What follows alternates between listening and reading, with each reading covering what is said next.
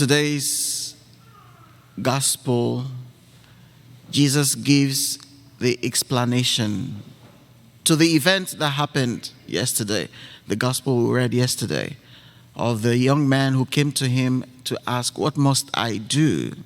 So today was a private explanation to his disciples. And what was he saying practically?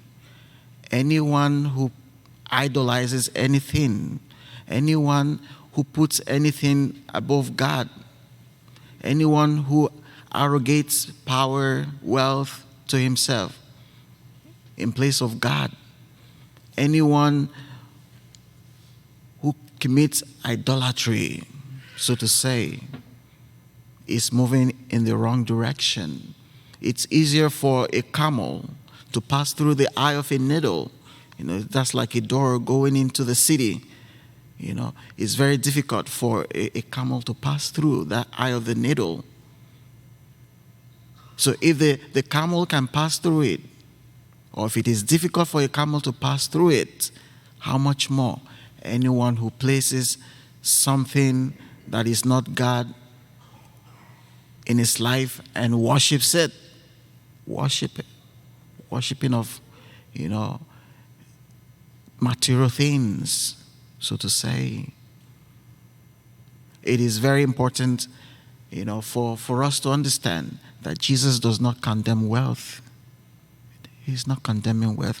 In fact, the antiphon to the gospel acclamation, or from 2 Corinthians chapter 8, verse 9, Jesus Christ became poor, although he was rich, so that by his poverty you might become rich, speaks volume.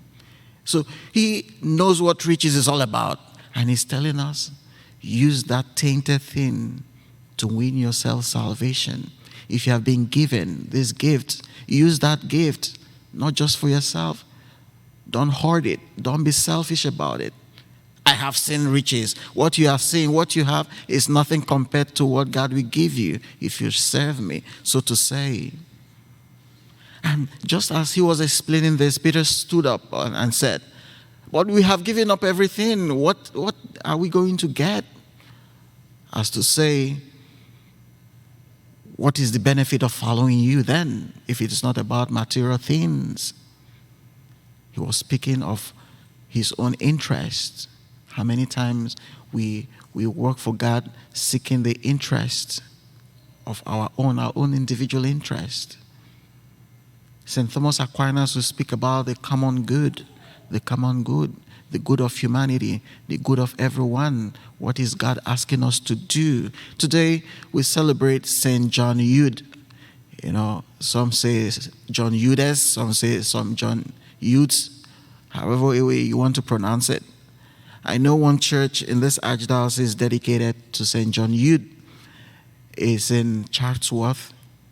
What about him? He was born in the early 1600s, precisely 1601, and he lived 79 years, which means he died in 1680, right? I don't know mathematics. Now, what did he do? After his ordination, he was so afire with the love of God. He was so in love with the Sacred Heart and the Immaculate Heart of Mary. He promoted it in France. He established the group that helps in the formation of priests. He wanted priests to be holy. So these people are called the Eudists. He also established the sister congregation known as the Sisters of the Good Shepherd.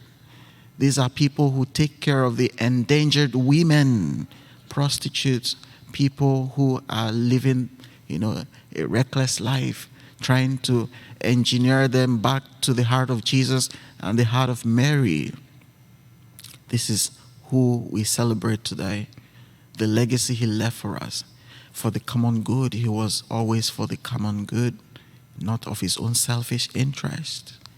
May the Lord continue to help us to work for the common good and not just for our own selfish interest.